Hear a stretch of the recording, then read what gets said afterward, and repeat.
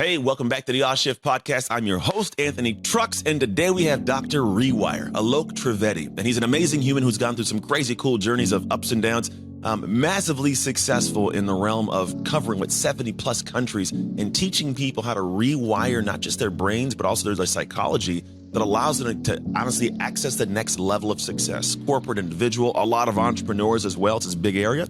So if you're a person that goes, man, I'm trying to find the next tier, but I felt stuck. I felt kind of stagnant in some manner. My relationship's been off. My business has been off. My income's been off. Whatever it might be, this is an episode you gotta tune into. So make sure you get some notes, whatever you need to get out. So as you're paying attention, start writing down what he says. Like start taking notes and this stuff. And then later on, compare it to your life. Like say, hey, where can I see myself in this? Where can I get some help? And if need be, go check out his work. That's it, man. He's a great dude. I'm excited to introduce you to Dr. Rewire. Let's get into the episode.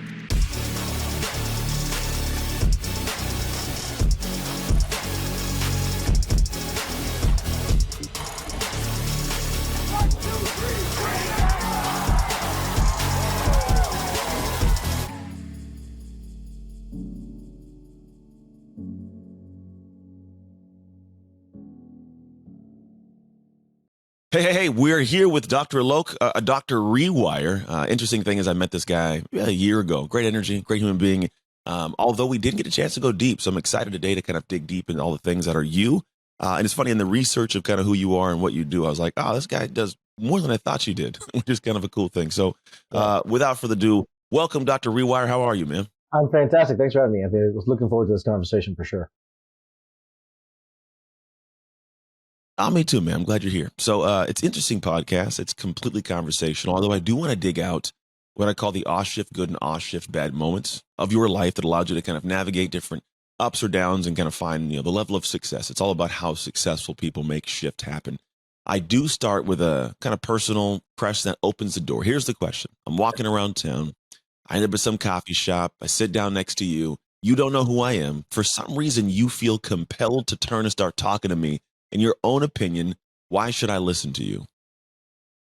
Great question. I've never been asked that question. That's such a good question. I would sit and say, why should you talk to me? Because I've probably been through some experiences that will probably help you navigate the chaos that you're probably facing through right now. And I probably have a process and scientific tools to help you navigate it so you don't have to deal with it again and again and again. And heal it, that it doesn't have to come back again. I like that, man. It's a good way to think about it. I mean, one, that's not something everybody can do, right? It's kind of an interesting, unique trait to have that kind of skill set. Where was that skill set developed? I learned it in practice. I actually, as a doctor, I actually saw patients. I've seen over 500,000 patients over my career, and I started working with people. And I started helping people with their bodies, and then I moved into their brains, and I started moving into and helping them rewire their brains, and then their back pain, their neck pain, their shoulder pain, all this stuff went away, and I wouldn't even touch them. And so, Anthony, what happened is that, I started dealing with patients, and he started helping them heal themselves just through the process of questioning. And then as time progressed, I started working with entrepreneurs, business owners, CEOs, celebrities. It just kind of expanded from that reach, but it all started from the mind-body connection and understanding how the body worked as that framework. Gotcha. So when you say rewire, what's your I guess your purpose of rewire? Would your definition be? Because I hear rewire, I go, is it rewiring my psychology or rewiring my, my brain chemistry? Like for you in your own language, what does rewiring mean? Yeah, it's both, actually. It's rewiring your actual nerves rewire. Actually, your neurochemistry is rewiring, but it's also just rewiring your perspectives, your perception. But it's really about bringing the brain to balance, because the whole brain is trying to get to a state of balance. Okay. And so what we're trying to do is help people get balance inside their brain in every area of their life.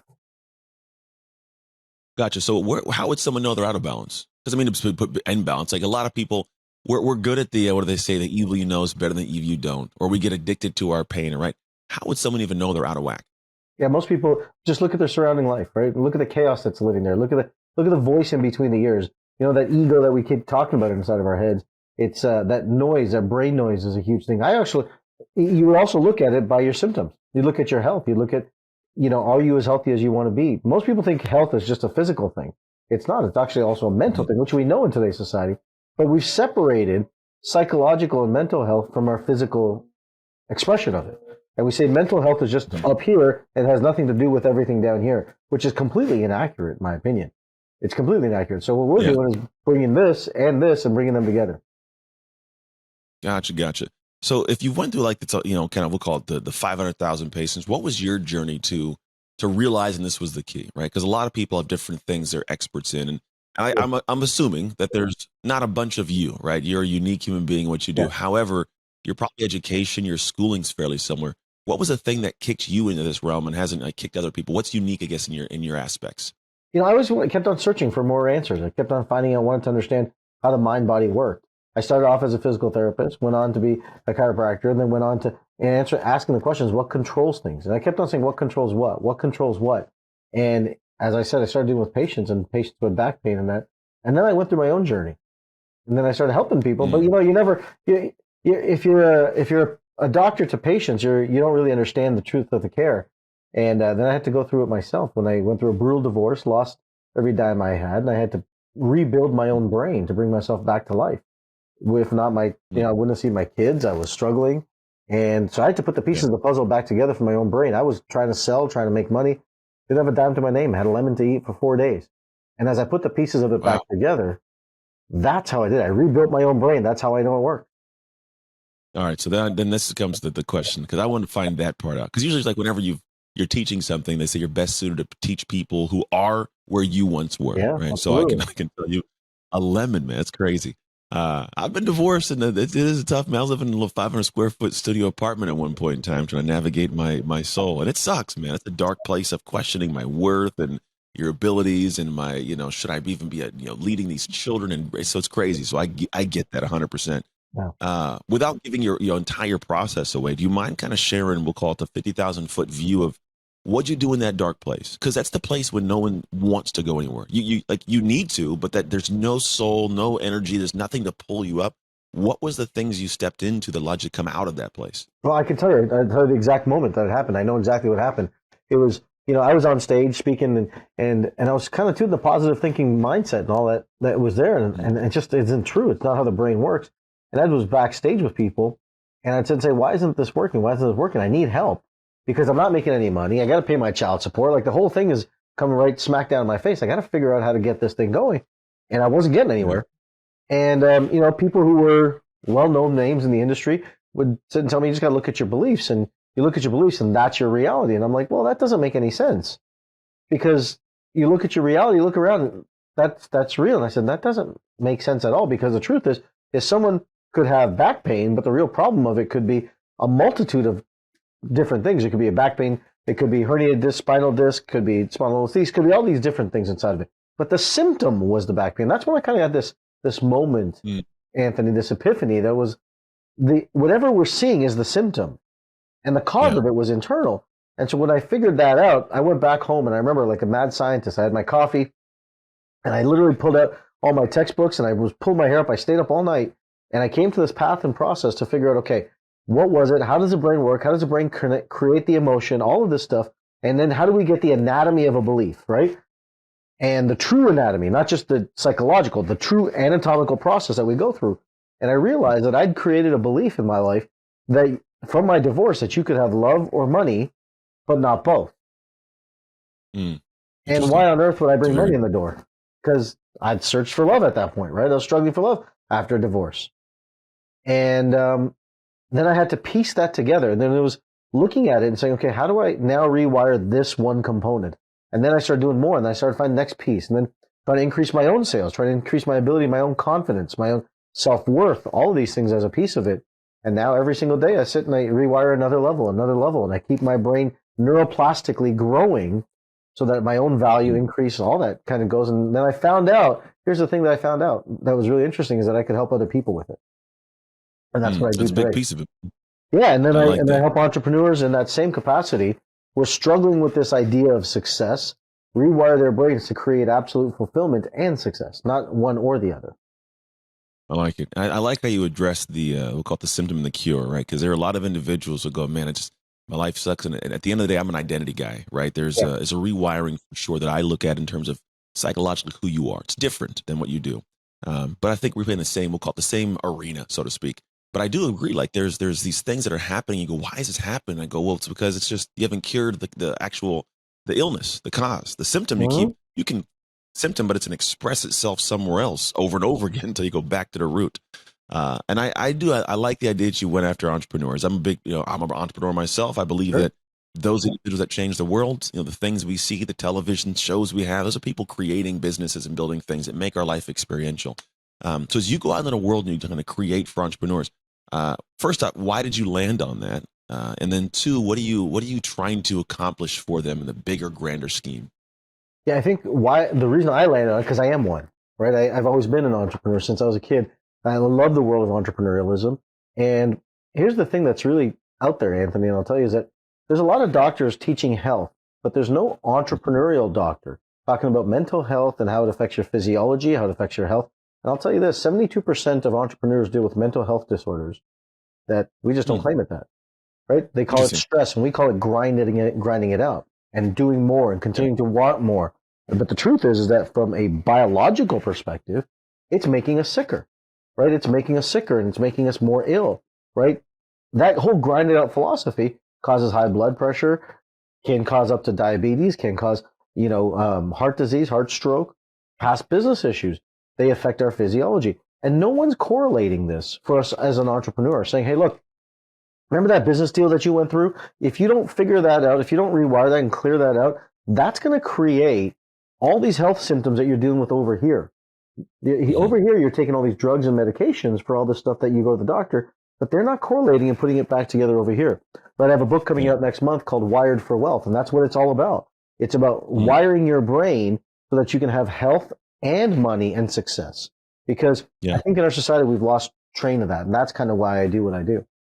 Why do you think we get there though? Because you were there, right? The idea, because I can go back and go, I get the idea of like there's a kind of a disconnection between like I can have money or I can have a great relationship and all that kind of stuff. And in my life now, I have that. I had to definitely rewire myself massively and continue to do so. But I think there is that mentality of like, oh man, I'm just gonna stay over here and make the money. Then I'll pause that, and then I'll come over here and I'll work on the relationship. And then if the money goes, I'll pause that. And it's like, no, you have to find the harmony between the two of them. Why do you think, and just maybe in terms of an overarching aspect, why do we get there? Like, why are people in that mentality typically? I think we frame ourselves as compartmentalizing everything, right? Harvard did a study and they talked about this where, it's not about work-life balance. It's another example of it, right? Where we say work and life, they're two separate things. They're not. Harvard did the study. They explained this. It's about work-life integration. It's all about integrating all aspects of it. And the more we separate pieces in our life and we don't see how it's all integrated, the less we actually can become fulfilled. And so I think it's part of growth. I think it's part of maturity. And I think it's also, truthfully, biologically, it's also the way that we're wired. If we start to see things moving us towards things to be on the way versus in the way, then they all kind of integrate in one path. And then they move us towards the prefrontal cortex of our brain versus staying stuck in the emotional centers of our brain. Getcha. It does make sense. How do you do that though? Because I think there's that whole idea of the secret, right? There's like, you sit there in a spot and just wish it and dream it, right? And then there's the other side of it's like, no, get up and do something, dog. Like, Yeah. where is that? Where is there a marriage between the two of that? Is part of it the mental of like thinking about and doing it? I'm big on you got to take an action rewire in any manner. Like you need to have an experience. But what are your thoughts on like someone who's going, okay, it sounds good, doc. I got to rewire. What do I sit here and think about it? Do I read your book? Like, what do I do? Well, first thing you want to do is you want to ask yourself, why do you need to rewire? Why do you want to do it? Most people are just looking to rewire because they're holding on to some past that they don't love completely. And I would sit and say that unless you're 100% grateful for your past, you're going to keep recycling it into your future.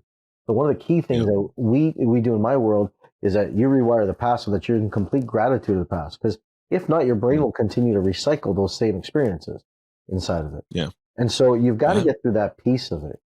And then you ask yourself, can you be grateful for everything that's happened? Not the things that you wanted to happen. Can you be grateful for all the things that you didn't want to happen that still happened? Then and only then can you really move forward, move yourself into the next phase of the brain and the next phase of your own healing in life. I agree. Because if you don't, like there's certain moments in time when I look at this painting I got in the wall, it's over here. I got to get this thing in view. I always say it's over here, and people are like, no, it's not. It's this. But what it is a painting that says smooth seas never made skilled sailors. Sure. This mentality to have that all the things that happened that I didn't like, I appreciate because it did create the guy I am in some manner, right? And then my brain always goes in this thought of like, right, I can work on me. I can do all the stuff you're talking about, but I can't affect the way the outside world interacts. Like I'm sure your ex-wife, I'm not sure what the relationship is like, but there's things they may do that piss you off because I've been in that same mode. Like I hated my ex-wife for a while. She's now my current wife. Long story, which is interesting. But there are things that we navigate and we go through that I think sometimes we almost go like, no matter what I do, I can't change that. So why even try? Like, how should someone approach that? Yeah, well, you can't change the environment around you, or excuse me, the external environment around you. But it's not, your external environment is only responding to the internal environment. So if you're holding on to what I call one of the 5 primary emotions, which are pride, infatuation, shame, guilt, and resentment, those 5 emotions are going to get reflected back to you. So it's not the fact that someone else is just pissed off at you. It's because it's causing the trigger that they keep doing it. I'll give you an example of this. I was working with a client just this past weekend, and he was saying that his wife is super controlling. His wife is super controlling. And when you look at the way that her life runs, she probably would be classified as someone who could be controlling, which makes complete sense. But the only reason she's expressing that massive control is because he's also controlling. But here's the problem, Anthony, is that we don't want to look at ourselves to sit and say we're controlling, right? We judge based on the things that we disown of ourselves. And this is the interesting part about it, is that he wasn't looking where he was actually stuck in that, where he was actually disowning that. And as soon as he got to see that, hey, look, I'm also controlling, then what's going to happen is that trigger is going to go down. And all of us have it, and we just continue to express them. Gotcha. That's interesting. It's a way to, I guess it makes sense. Gosh, that's crazy how that works, right? The brain's that weird little thing. Like we know about it, we don't know about it, and it's all nuts. I do know that in like looking through a lot of your work, I kind of looked into this aspect of how your approach is dialed into like the pain pleasure cycle, or like pain pleasure cycle, other aspects. Do you mind kind of uncovering what that is? Because that was unique to me. I was like, interesting how you kind of frame it in terms of like stopping the pleasure pain cycle. Yeah, well, pain pleasure cycle is in the amygdala, right? If I get a little bit scientific just for a second, right? It's on the lower part of the brain. It's the emotional center of the brain. And the pain pleasure cycle continues there, and it continues. You'll go up in pleasure and go down in pain. You'll go up in pleasure and go down in pain. And that's how most people function. They go up and down, up and down, up and down. That's most people's lives as emotion. Yeah. However, what we're doing is that once we find out where your brain is at, we actually synthesize the pain pleasure cycle, unify it so that it's actually balanced. So you don't get on this high and low. What you have is continual gradual rise. Gotcha. Yeah, and when you can balance that brain, then you have the growth, the trajectory of what you want. That's why I say things like, setting goals that are so big that scare you is really not a good idea, because you're not really going to actually take part in them. What you're going to do is you're going to say, hey, look, you can dream big. I love it. But are you taking the action steps to it that's in your values and, as you say, in your identity, right? Which I agree with 100%. If it doesn't match your identity, you're not going to take those actions. So stop fooling yourself and living in a fantasy around it. You might as well get real, authentic, and then make yourself through the long-term trajectory rather than these short-term emotional chaos. Yeah, no, I got to agree, man. The idea of being capricious, I think, is that the word that they use when you're up and down all the dang time. And they're unsettled, man. There's like a lack of settlement that comes. And then, like they set a goal, and then it's like, I'm good. And the moment it gets hard, like, I'm not good. And then they have to actually reconcile inside the fact that they had the same cycle again. I tried it and I didn't do it, and I must suck. And then it becomes more apprehensive to even set a future goal. And then you look at them just live a life of just quiet desperation because they just didn't get out of their head, didn't make any action. And then I know for you, a lot of it's tied to the idea of performance, right? Because if we're talking about entrepreneurs and even non-entrepreneurs, all this stuff for rewiring your brain, there's a purpose behind it. Just go do some certain things. What do you see when you say, hey, I've got this person rewired and they're now operating in a different manner? What now becomes accessible for their lives? Potential.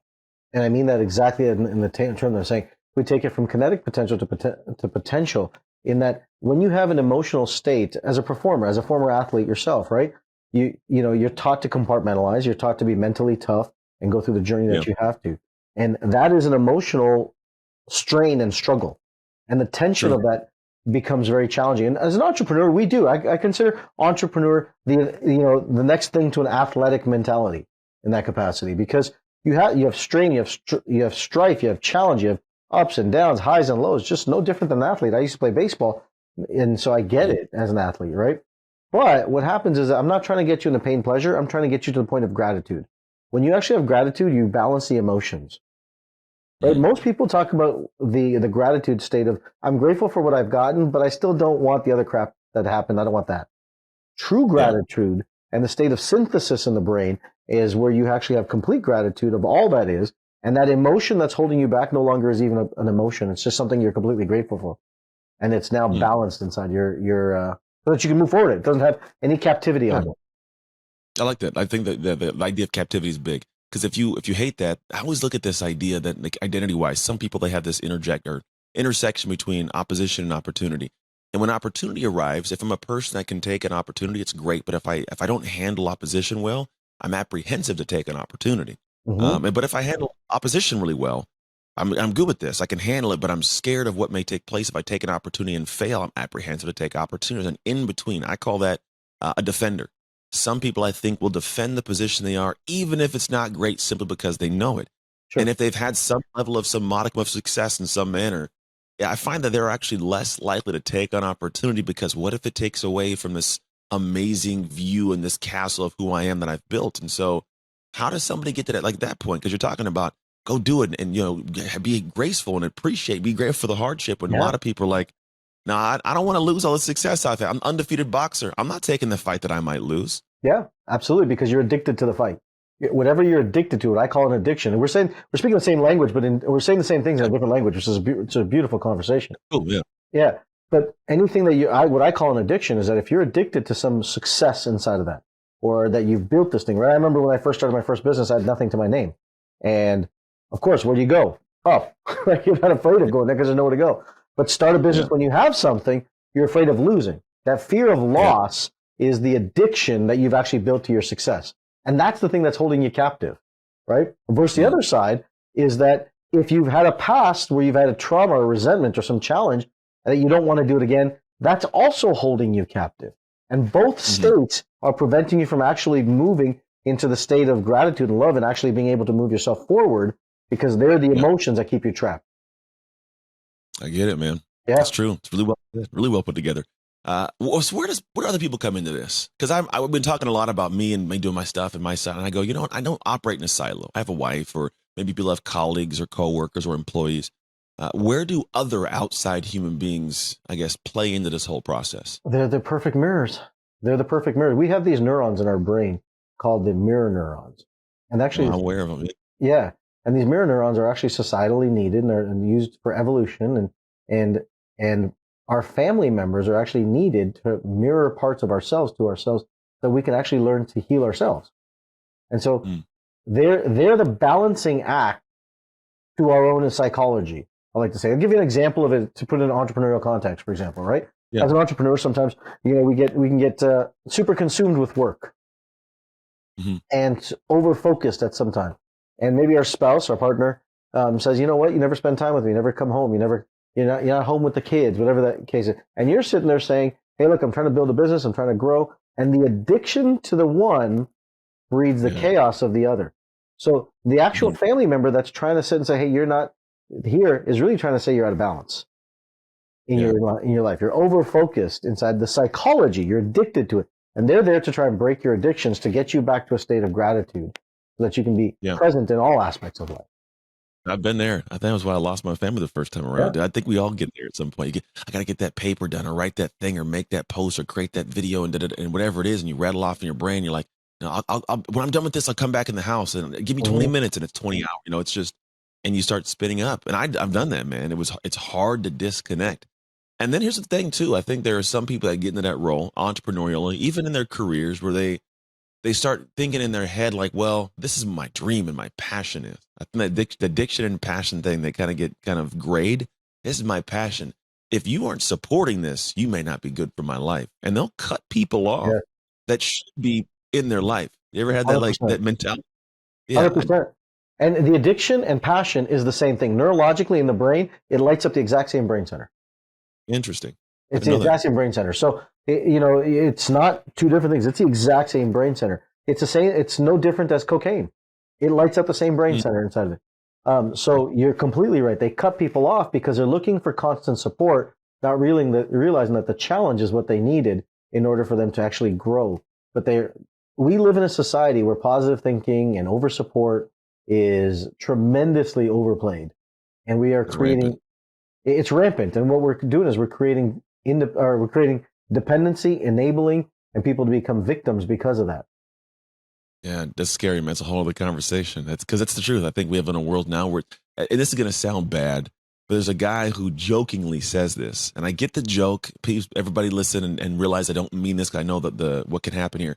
But the shirt says "Bring back bullying," and now I get it. He's being playful with it, and obviously there's a lot of bullying that can cause damage and people take their lives. I'm not saying that, but I am saying there is something to getting feedback from someone. Yeah. Like if you're doing dumb stuff, it's like, hey, you probably shouldn't smell like that, man. Go take a shower, bro. Like, that might be what we call bullying nowadays. And it's like, no, if they don't identify with taking showers, they don't have to take showers. And I'm like, part of this world, you need to have other people give you insight. The thing is that, from a system, if you look at it, bullying will never be gone. It's just, we're trying to escape it. It's like the brain. We're trying to sit and say, be positive all the time, but that's just not reality. Mm-hmm. Positive thinking is the number one cause of psychological depression. The more we become addicted to positive, the more depressed we become. The same thing that the more we try and eliminate bullies, the more bullies that are going to show up. They're going to show up in your family. They're going to show up in your friends. They're going to show up. They may not be at school, but there's going to be bullying. I'll give you an example of this. It was really interesting. My family and I were talking about it. My daughter was in high school, and they have a zero bullying policy. Yeah. And I said, okay, great, fantastic. And I said, you watch, there's going to be more fights in your school this year than ever before. That's exactly what happened. They had more fights, more brawls inside the schools, and they could only use one bathroom. And then this is not like a, South Side Chicago by any means. This is like a suburban, outside Chicago, Northwest Illinois. And because whatever's going to happen is you can't eliminate. This is what we try to do in our brains. We try to separate and eliminate things versus realizing from a holistic perspective that it's all needed and all present. Can we just ask the question, why? Why do we need this? Why is this important? How does it help us? If we ask ourselves the question, how does it help us? Then we move our brains towards a path of seeing what from a much grander order is what I'm trying to say. I would agree, man. I get what you're saying. There is something there. It's the idea of everything that has made me stronger was always riddled with difficulty. Yeah. And to remove the difficulty of it, you remove the strength I have, which has allowed me to take on things and be successful in my life, but also impact other people's lives. And so, as much as I may not like it, there's an appreciation for the role it played in my life to make me who I am. Absolutely. What do you all think about the people that, how about this? There are a lot of individuals who have these dreams and aspirations, and they may have some people around them that aren't the best fit for them, and maybe there are some good people, but there's always this fear of leaving the tribe, right? When you rewire your brain, you take actions, like there are people who, they know you, and for you to do something different, it jeopardizes their box they've put you in. And so sometimes that feedback comes from a place of their own fear, their own inadequacies, their own thoughts of themselves. How does someone discern between, like, this person is genuine, I probably shouldn't do this, or this person they're battling something themselves and I need to elevate past my tribe, but I don't know if I should or not. Does that make sense? It's a lot of questions. Such a great question. It's a great question. Here's what I've realized in the brain, and what happens as you rewire your brain is that you automatically transcend the tribe that you're in. But what will happen is because your influence will want to grow. You'll want to create a better impact inside the world, but you won't be. Here's the difference, right? In most of the personal development space, they'll say things like, you know what? You leave them because they're not supporting you, and you leave because of resentment, right? You leave because of that. When you actually transcend, you actually leave and you rewire, you actually leave with appreciation of who they are. And you can still interact with them. You're not trying to shun them out. You've just grown at a different level inside them. There's nothing wrong with that, but you're not leaving with an emotion. That's the key, because there's no judgment in it. I got you. Okay, cool. And that does make sense. I've been there in different times in my life too. But there is, I think, also a fear of people leaving the tribe, like, because I think there's something to individuals that go, man, these are the people I know. That's where I feel comfortable. And if I leave this room, well, there's no room I'm stepping into. Oh man, I'll just stay here. I'll do a little bit, but I'm never going to really branch out. And I found this out at one point at a program where I said, hey, what's your dream? They tell me their dream, and I say, if I asked your best friend in the world, would they state the same thing? And to like 90% of the people, that's kind of like, oh, well, no. And I go, well, how are you going to accomplish that if even the people closest to you haven't expressed it to? What do you say to the person who's like, man, I got this dream, but I don't want to alienate or have friction in my friendship, so they stay stable right there? Well, most people do. That's the thing. Dr. Kohlenberger talked about this, is that we kind of get to this point where we have these dreams, these aspirations, but we kind of let society, we subordinate to society. Our mothers, our fathers, our teachers, our preachers, our uncles, our aunts, our friends, our community. And what we do is we subordinate to them. And when we subordinate to them, we get to this point of about 40 years old, and we get this choice around between 35 and 45. We get this choice. Do we want to subordinate and stay there? And that's typically when most people will go into what's called a midlife crisis at some level. Or we're going to break free from the herd, and we're going to realize that this is not the life that you want. You're going to create and go do your own path inside of it. Now, the reason I bring that up is because you're right. There's certain people that are going to sit and say, you know what, I don't want to move forward. I don't want to grow past people, and I want to stay where I'm at because it's comfortable. Those people, in my experience, will go back and they'll create the midlife crisis, and they'll do what they need to do. But here's the interesting thing. They will experience more health challenges than someone who's actually doing what it is that they actually feel that they're called to do. Their DNA will express differently than someone who's not. I didn't even know that. It's an interesting way to look at it. It's crazy because it's almost like chasing a dream makes you healthier. It's like, well, if the dream is an inspired, balanced dream, it does. Yeah. I was just doing some reading last night, and they've shown this now. There was a Stanford study that showed this, is that your DNA, your genes actually have to express themselves, and if they're not, they go away, and you know they have telomeres and all that stuff that come along. They shorten inside that, simple stuff, basic stuff inside that. But what's interesting is they've now shown that there's a sheath that surrounds the DNA, and if you're in a state of anger, that sheath doesn't go down, so that the DNA can't be expressed. So if you're living in a state of anger, your DNA is actually not expressing itself. Interesting. That's really interesting. It's crazy if you think about it. Yeah, really. I think there was something I read too, where like certain levels of stress, certain stress, not like, anxious stress, actually does express more of your DNA. So giving yourself, opposition that you can handle and navigate that doesn't break you, in fact, makes you become more of who you are genetically. That's right. That's crazy. I didn't know that anger would stop it though. That's crazy. What test that was? Like, what study was this? I'll have to send it to you. It's in this book I'm reading. The Genie and the Genius. But yeah, I'll get that to you for sure. But it's literally talking. It's about epigenetic medicine and epigenetic responses of what you're around. So if you're in a relationship and you're constantly angry, it is literally affecting your health. If you're in a relationship that's loving, supportive, and challenging and growth oriented, then that is a factor of longevity. Wow. That is nuts. It's crazy we find these things out at this point in time, and then you start thinking back to all the different areas of your life and like, man, it could have been different. My buddy Jay, he gave me this weird thought, and maybe I don't know if it was a thought. It was a video he shared. It talks about this guy and his kid, and this may or may not affect this exact conversation, but I think it's a good place to add this.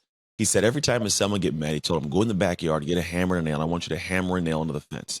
So his son kept getting, mad. He'd go and hammer a nail and he'd hammer a nail. And after a while, there's all these nails. And he goes, look how ugly the fence looks, son. He goes, don't you think you should actually, fix that? And so he goes, yeah. He goes, so I want you to do is every time that you apologize or every time that you make this right, I want you to remove a nail. And so he goes in the backyard, like he apologizes for things. And so he starts removing nails as he said he's sorry and he's made amends, we'll call it. And then now there's a bunch of holes. And he goes, look, son, now just you aware every time that you've done that and you do apologize while you have the nail removed, you still see a hole. There's still an effect, an adjustment. And so while it's not we'll call it a physiological aspect, there are these like also psychological things with your friends and your family that do stick when you're angry. And so I can see how like it may cause you physical damage, but also like emotional damage from the interactions you have when then anger kind of settles in. And so it's like a lesson to his son to go, hey, be more calm. Don't go crazy. Don't affect people negatively. The anger is not going to help you in any way. It's so true, right? It's so true. We respond, but the reason we respond to that anger is because of our own emotion and our own physiology. It's our emotional body that's doing that, and it's right, it leaves you empty inside. And so I completely agree. But you got to be careful of. We've all done it, right? We've all been angry. And here's the other thing that I also want to say is that I think we also go in society thinking that we're not supposed to ever get angry. That's not reality either, right? Like. No. You have all these emotions and this wide array of emotions to be able to use them, not to live in them, not to stay there. There's times that you need to use anger as a part of your benefit. If it wasn't, it wouldn't exist. There's times you have to feel sadness. You don't have to live there. But most of us, those become, as many people call their emotional homes, instead of actually using it as a learning lesson to move us past it. That's true. Because I think some people could live a lifetime in that place, man. One thing happened when they were 15 years old, and that is who they are until they're 65, 70, 90 years old and they pass, and they never leave that space. You deal with And it, we and so could. do I every day, right? Yeah, we do. Yeah. Yeah, man. And it's like you want to be able to reach in and like shake them, like, hey, wake up. Like there's a life way, way better outside of this. I was this weekend at there's a cool group of people, and one of the things that, who was it that said this? Dean Graziosi had said it. He says, hey, at the end of the day, I realize in my life that on any given day, anybody can wake up and choose to be somebody else. Yeah. A better version, obviously. I can't obviously be you and you can't be me, but I can be me. But he's like, you just got to make a choice one day, and then forget all the past stuff and stop attaching yourself to what could happen if I do this, but just wake up and go, I want to be different. I want to be different. I want to be the best version of me, right? And I like that mentality can exist, and it's that simple sometimes. Now, the process of doing it, as you and I both know, especially for you being the Dr. Rewire, is like there's a process to it. There's a path to it. But you can wake up. So say somebody wakes up today and goes, man, I want to be different. Like what do you think is the natural next order for them? Especially if they worked with you. Someone came to you and goes, Doc, man, I heard your podcast, this guy Anthony Trucks. I'm ready to rock, man. What do I got to do? What would that look like for them? Well, I think you got to first know where you are. And what I mean by that is that in your brain, what I've done is I've wanted to take the philosophy that we're talking about, and I wanted to objectify it, right? That was always my objective. It's just to say, how do I duplicate, and this is for my kids more than anything else, is that how do I duplicate the path of fulfillment? Because you know what, it's not about the secret and just sitting and manifesting and there is action. But so there's 7 levels of the brain, in essence, that I talk about. And it's going from a state of have to need to should to, which is a primary state of guilt, into decide to want to, choose to, and then love to. And going through those levels of the brain inside that. So the first thing you got to do is find out kind of where you're at. Which part of the brain are you using? Are you in a, more often in a have to or need to state? Or are you in a should do? Or are you in a love to or choose to state? Depending on where you are, it will determine how your actually life is functioning. Here's the interesting thing. I've also correlated this, is it's also pretty determinant to the impact you make and the money you make because of it. And so, I mean, you've got to find out where you are on that scale. I think that's the number one thing to do. Gotcha. I would agree, man. It's always a matter of seeing where you start from, because it's kind of like plotting GPS. I have this thing called a GPS planner, and everybody wants to say, where am I going to go? I'm going to go here. I'm like, yeah, but you can't plot a GPS without the starting point. Right. I mean, you can tell where you want to go, but GPS is going to be like, where are you at, man? And then we'll find a path, right? So if you can't start with an idea of where you're actually at, you can't kind of crack the end destination. Man, I've really enjoyed this conversation. I've enjoyed talking to you, man. I wish we would have done this in the past. We didn't, but now we did it now. We get to connect and hopefully ongoing get to know you, man. If people, I have 2 questions. If people wanted to get to know more about your work, they want to dive into this, where would they best be directed? You can do 2 things, actually. You can go to Chasing Success Book, which is my book, or you can go to rewirescore.com. Rewirescore.com. That's going to tell you, there's a questionnaire inside that, and that's going to take you through the path. And you're going to get an actual a blueprint, and you're going to know exactly where you sit and what your primary emotions are and how your brain is functioning, what part of the brain you're actually using. It's super valuable to know where you're starting from. I like that. Beautiful. Second question. Totally up to how you want to answer it, respond to it. What promise did God or the Creator make to the world when they created you? He's going to teach. I think that was it. I think, I knew since I was 7 years old, Anthony, that I wanted to help people heal. And I wanted to help people learn who they were and heal their lives. And that's kind of, I've taken every step in my action in my life to go do that. And today, I started with teaching in my practice, and now we're in 74 countries and people getting help across the world. And like there's nothing more inspiring to me. And there's nothing else I would rather do on the planet. There's nothing. Like I could have been in practice, but to see someone's life change and be a part of that, and then to know what to do to help people and reverse ailments and diseases using people's brains, it's a super humbling opportunity and a super big responsibility, I feel, as well. I like it, man. Well said, well stated. I think that it's great for us to have teachers. I just wish more people would be students. Yeah, it'd be nice. Sure. Thank you so much for hanging out with us. Thank you all for tuning in, hanging out with us as well. I hope you got something cool from that. I think there's a lot to unpack and navigate. And if you're a person that can take that and apply that, you'll find a way to rewire your life, like you talked about. And maybe there's someone in your life that needs to hear this, that they haven't been listening to you. Just share this episode with them. You never know how that one single statement or word can trigger something in a positive way for them to go down the pathway of being better.